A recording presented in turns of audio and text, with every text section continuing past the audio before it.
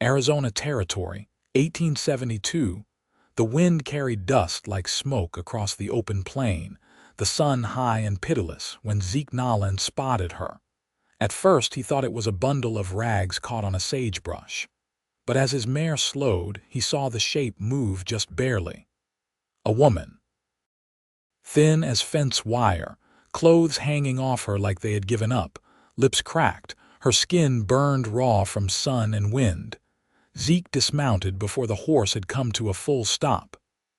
"Ma'am," he asked, his voice low, careful.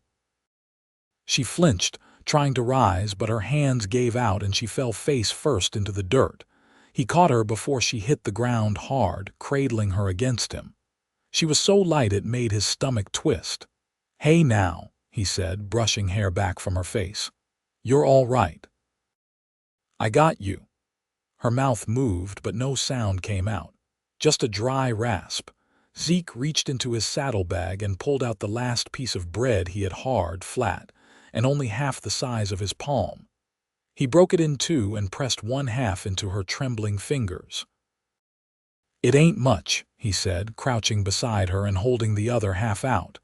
"But we'll be hungry together." She blinked slowly, eyes unfocused, then forced the bread to her mouth. She chewed like it hurt, but she ate it down. Zeke waited beside her, eating his piece with slow bites, watching her hands shake as she finished hers. When she finally spoke, it was barely a whisper.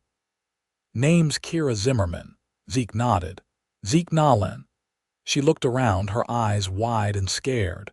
"They left me, took everything. I walked for miles. Thought I'd die out here." Zeke's jaw clenched. "Who left you?" "My uncle's wagon. We were headed for Prescott. He said there wasn't room for me anymore. Said I was too much trouble. I begged him. He said I'd slow him down. Left me with nothing." Zeke stood and offered her his canteen. "You're not trouble," he said. "Come on, let's get out of this sun." He helped her into the saddle, careful not to jostle her too much. She swayed but stayed upright. He walked beside the horse, leading them toward the hills, where he knew a shaded outcropping and a shallow creek waited. They made camp near dusk.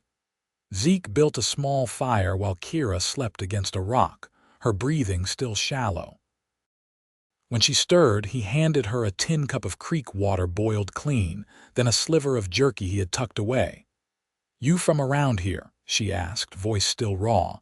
"No, grew up in Texas, been riding west for a while now, looking for something quieter." Kira looked at the flames. "You always help strangers in the dust." Zeke shook his head. "Only the ones who look like they still got fight left in them." She gave a dry laugh that turned into a cough. He reached over and steadied her until it passed. That night they lay under the stars. Zeke stayed awake longer than he needed to, watching her sleep. Her face had softened, but there were still lines of fear there, deep ones. Whoever she had been before, the world had tried to take it from her. She woke early before the sun. Zeke was already packing the bedrolls. "Where we going?" she asked. "There's a trading post west of here, maybe 2 days' ride. We'll get you some real food. You can figure your next step once you've had rest." She hesitated. "You going to leave me there?" "No," Zeke said, meeting her eyes. "Not unless you ask me to." They rode slow that morning, Zeke walking beside the horse again while Kira held the reins. She was quiet, but her eyes were sharper now, her skin less pale. He saw the way she watched the land, careful, thoughtful, like someone used to surviving.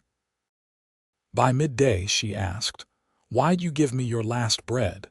Zeke glanced up at her.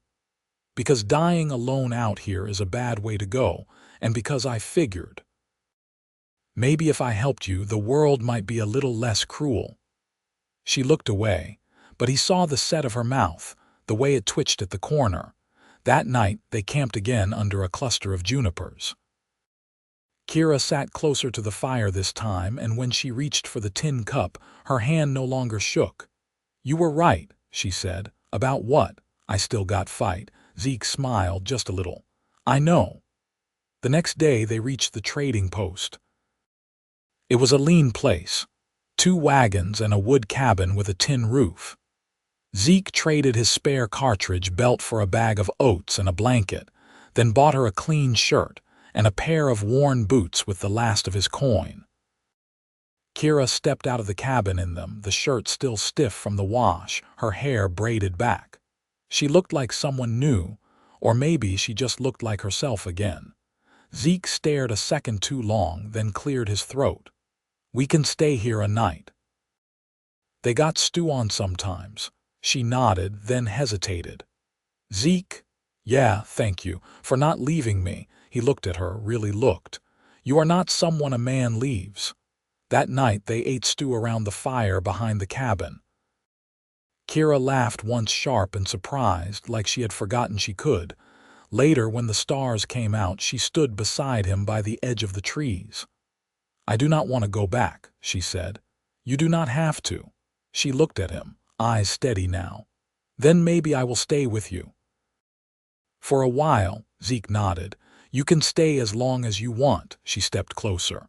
"And if I wanted more than that," he took her hand, rough and healed now, and held it in his. "Then we will figure it out, together."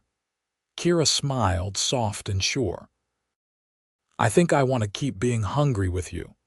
And Zeke, who had not had much of anything in a long time, felt something settle in his chest, like peace, like home. He squeezed her hand. "Then I will make sure you never face another empty road alone." The air was thinner up near the ridgeline, where the sky opened wide, and the wind carried the scent of pine and dry stone. They'd left the trading post behind 2 mornings ago, traveling northward along a shallow ravine that held to the edge of the Bradshaw Mountains. Zeke had no set destination, just a sense that something truer lay farther from the places where people hurried and forgot. Kira didn't ask questions about his plans. She rose early, packed her share, and kept pace beside him. The mare bore both their gear now, and they walked the trail together, boots crunching gravel and pine needles, speaking when the silence had finished saying what it needed to. Midday brought a small meadow brushed gold with rabbit brush and late summer asters. Zeke paused and pointed toward a stand of cottonwoods beyond it. "There's a spring under those trees. I camped there once, year or so back." "You remember a spot like that after all this time?" Zeke nodded. "Places that give you peace tend to stay in the bones." They reached the spring by late afternoon and found it unchanged, a pool no wider than 2 barrels, fed by a trickle of water cold and clear. Kira knelt and dipped her fingers in, then pressed her wet palms to her neck. Zeke watched without making a sound. She sat back on her heels and looked up at him. "You ever think about building something, not a camp or a trail stop, something that stays?" He crouched beside her and ran his fingers through the water. "I've thought about it. Don't know that I ever believed I'd have the reason." Kira tilted her head, eyes steady. "And now?" He didn't answer right away. The wind moved the grass behind them, and a hawk circled high above, casting a flicker of shadow across the pool. "I think," he said at last, "I might be ready to stop moving." They pitched camp near the spring, using the rocks and juniper branches to shield the fire from the wind. Zeke skinned a rabbit he'd snared along the trail and cooked it over the coals, while Kira ground acorns she'd found into rough meal with the back of her knife and a flat stone. "Didn't know you knew how to do that," he said, watching her work. "I learned when I was younger." "Stayed with a woman near the Verd River one winter. She showed me how to keep fed when there wasn't much." Zeke handed her a strip of roasted meat. "She teach you anything else?" She said the land remembers kindness. "That if you take only what you need, something will always grow back." He nodded. "Sounds like a woman worth listening to." She was first person who didn't look at me like I was a misstep. They ate in silence after that, the fire crackling low between them. The moon rose behind the trees, catching silver in Kira's hair. She sat with her knees drawn up, chin resting on them, eyes half closed. Zeke cleared his throat. You want to keep heading north tomorrow, only if you're going to. I was thinking about checking the old mining town up near Poland Junction. Might be some empty cabins left, good roofs if nothing else. Kira looked toward the dark shapes of the trees. All right. He leaned back on one elbow, stretching his legs toward the fire. You ever think about staying somewhere long enough to have your own garden? She didn't answer right away. Then, I used to, before I learned most people don't make room for strays. Zeke shifted closer, his voice low. You're not a stray. She turned to him, eyes catching the firelight. What am I, then? He didn't say it loud, didn't need to. You're the reason I stopped looking for something better. Neither of them moved for a long time, but something shifted between them, quiet and certain, like the way seasons change without asking. Later, when the fire had settled to embers, Zeke unrolled both bedrolls side by side beneath the cottonwoods. Kira lay down without hesitation, her back to his, the space between them warm and full of promise. Before sleep took him, he whispered, "We'll build something." Kira's voice came soft and sure through the dark. "And we'll keep it." The wind moved gently through the trees above them, and the spring kept its slow trickle, steady as breath. By late September, the clapboard cabin at the edge of the abandoned mining camp had walls patched, a door hung straight, and a chimney that no longer leaked smoke into the rafters. Zeke had stripped the place down to its bones, scrubbed the soot from the hearthstones, and replaced every rusted hinge with leather straps and hand-pounded nails. Kira had stitched burlap into curtains and lined the shelves with pine boughs to keep the mice off the flour sack. It wasn't much to look at from the outside, but inside it held warmth, dry boots, and the kind of quiet that asked nothing but honesty. That morning she stood ankle-deep in the creek below the ridge, her skirt hitched and pinned, a shallow tin pail in one hand. Zeke watched from the bank, arms crossed, his hat pulled low to keep the sun off. She bent to turn over stones, searching the shaded shallows, lips pressed together in concentration. "You looking for trout or trouble?" he asked, voice carrying easy across the water. "Cress," she said, tossing a handful of green into the pail. "It grows sweeter when the nights turn cold. You always know what to look for in places most folks would pass by." Kira straightened, wiping her hands on her apron. Most folks never went hungry enough to learn. They walked back to the cabin together, the pail swinging between them, and Zeke caught the faintest trace of mint and wet earth rising from it. She kept one hand just brushing his, not quite holding on, not quite letting go. He didn't press it. Some gestures had to be left alone to ripen. Inside, she set the greens on the table and glanced at the shelf where the ledger book rested, its spine worn thin. Zeke had started keeping notes on their stores, how long the cornmeal would last, where the nearest deer trails ran, how many days since their last rain. "You write things down like someone expects to answer for them," she said, brushing the dust from her fingers. "I don't ever want to forget what it took to build this," he replied. "Not the work, not the waiting." Kira leaned against the doorframe. "When I was a girl, I used to carve my name into fence posts. Thought if I left enough marks, someone might remember I passed through." "You don't need a fence post anymore," Zeke said, eyes steady on hers. "You've built something better." Later that day, while Zeke hauled in a load of dry oak from the slope above, Kira took to the garden plot they'd cleared behind the cabin, just a stretch of earth scraped clean of stone and stubborn roots. She pressed onion bulbs into the soil, fingers dark with loam, humming under her breath. The tune was unfamiliar, but it carried a lilt that made the wind pause against the eaves. As the shadows lengthened, Zeke returned with the wood, stacking it neat along the wall. He watched her from the edge of the clearing, her back bent, braid trailing down her shoulder, the hem of her dress streaked with dirt. She stood, wiping her brow with the back of her wrist, and caught him staring. "What?" she asked, amused. "Just thinking how wrong your uncle was." She squinted at him. "About what?" "You're not a burden. You're the reason this place feels like a life." She stepped toward him, slow, brushing the mud from her palms. "You always say things like that when I'm covered in dirt. Only when it suits you." Kira laughed, the sound low and unguarded. She reached out then, not tentative this time, and ran her fingers lightly along his jaw, where stubble caught the last of the light. "I like hearing you talk about this place like it's ours," she said. He caught her hand and held it. "It is." Inside, the fire threw long shadows on the log walls. They ate quietly salt pork and cornmeal cakes, with the watercress wilted over the coals. Afterward, Kira pulled a scrap of muslin from her sewing basket and began stitching a border of tiny wildflowers along its edge. She didn't explain what it was for. Zeke didn't ask.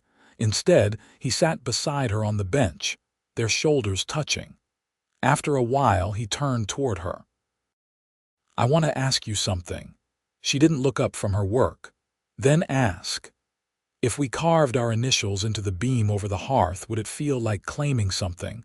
Or like trying to hold a thing too tight?" She paused, needle mid-air. "Depends who's doing the carving.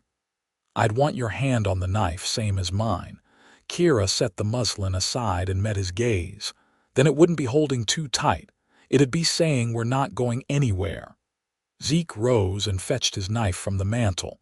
Together, they knelt at the hearth. The wood was old but not brittle, and the blade bit steady. They didn't speak while they worked, just the soft scrape of metal and the crackle of the fire behind them. When they finished, the letters stood side by side, clean and deep. KZ. ZN. She pressed her palm to the carving, then rested her head against his shoulder. "You still planning to keep being hungry with me?" she murmured. Zeke wrapped his arm around her, pulling her close.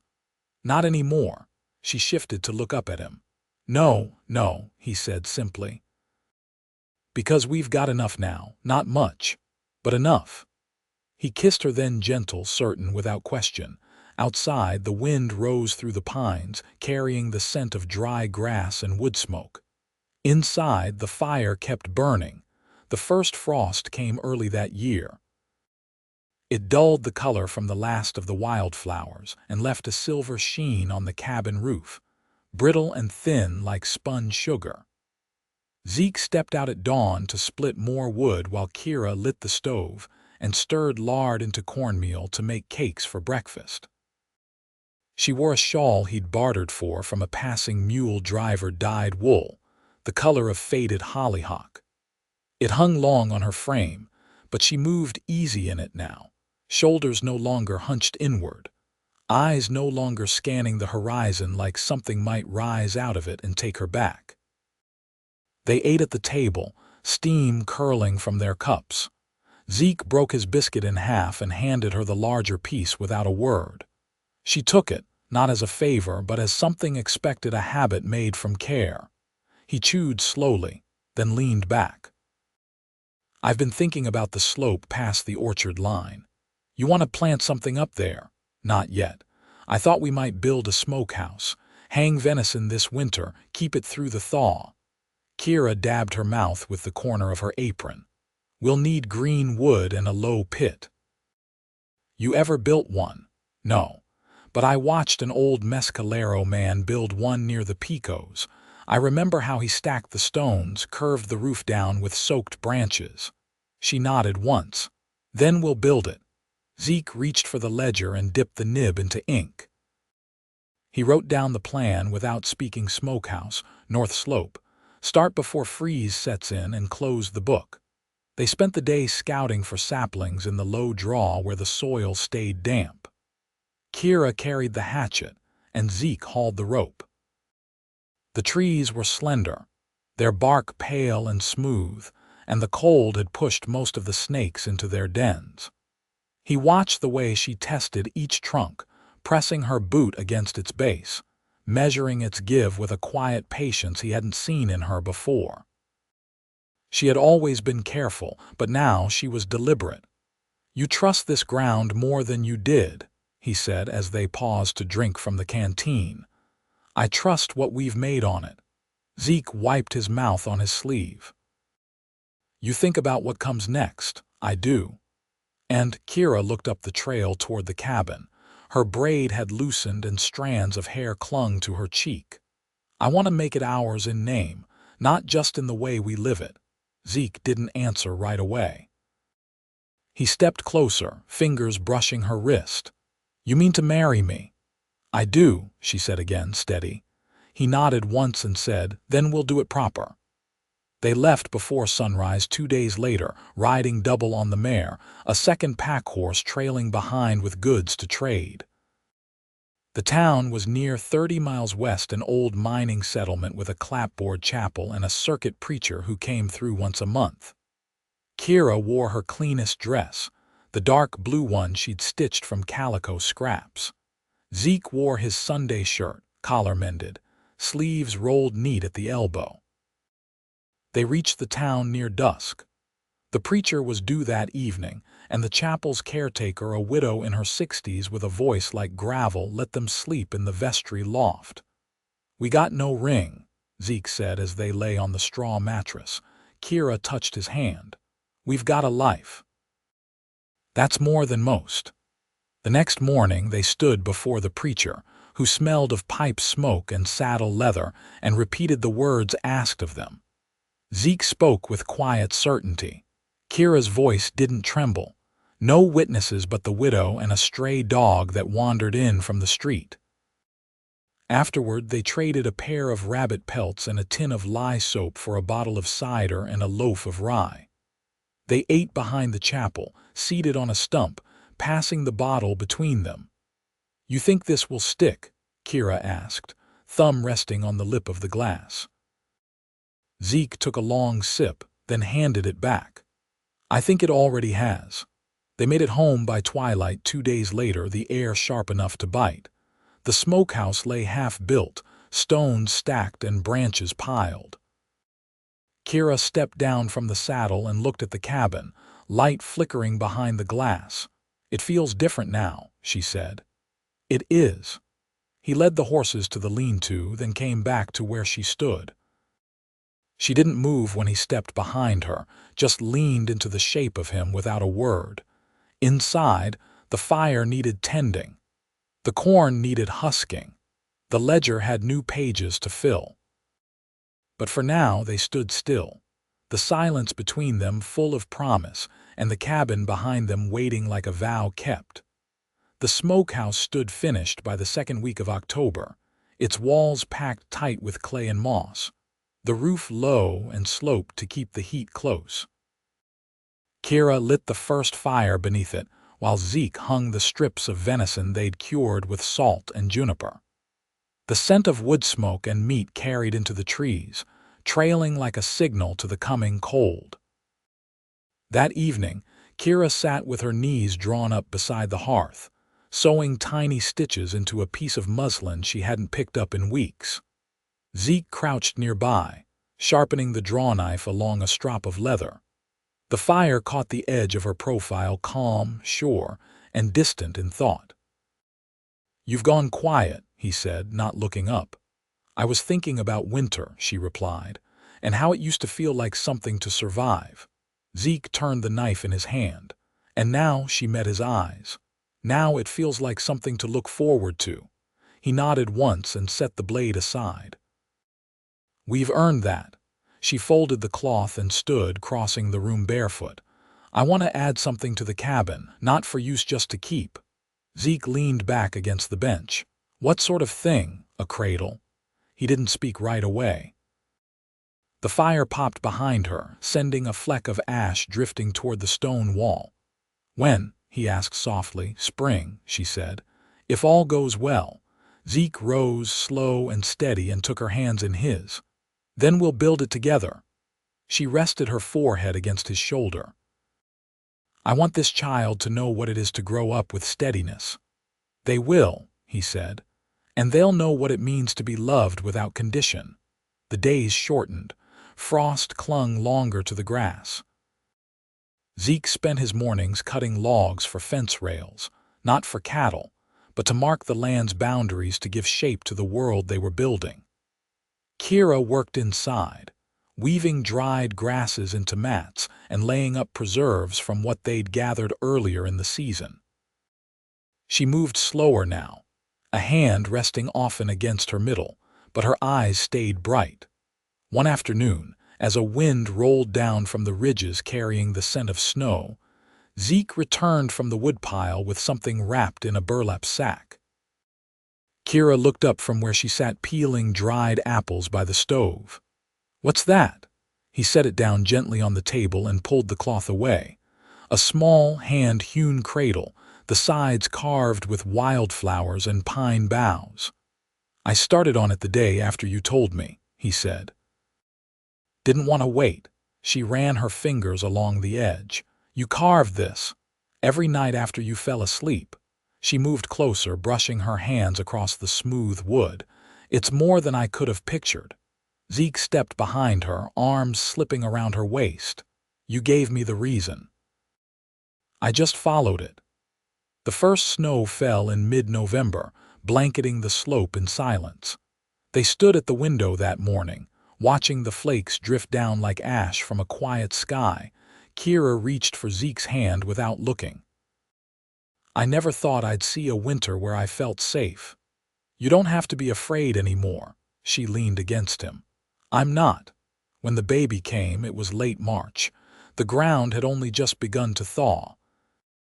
Zeke had ridden 2 days south in late February to bring back a midwife from the valley, an older woman with strong hands and a voice like poured honey.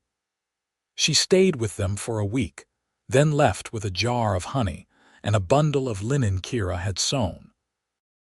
They named the child Elsie, after Zeke's mother. She was born with a full head of dark hair and a cry sharp enough to startle the crows from the trees. Kira held her with a gaze so deep it made Zeke still inside. "She's stubborn," Kira whispered, rocking her near the fire. "Like me." "She'll be steady," Zeke said, brushing a thumb across the baby's brow. "Like you." That spring, the wildflowers returned in full, blanketing the slope behind the cabin. Kira planted early peas in the garden, her daughter wrapped to her chest, her hands in the soil like always. Zeke mended the porch beams and added a second chair beside the door. They spent the long evenings outside, Elsie asleep in the cradle beside them, the sun dipping low behind the trees. Sometimes they spoke, sometimes they didn't. The hush between them had never needed filling. One evening, as the stars began to prick the sky, Kira turned toward him. "You remember when you found me out on the plain?" "I do." I was ready to give up. He reached for her hand, calloused and warm. "And now," she smiled, gaze sweeping the land that had become theirs. "Now I want to keep everything we've built, forever if I can." Zeke pressed a kiss to the back of her hand. "We will."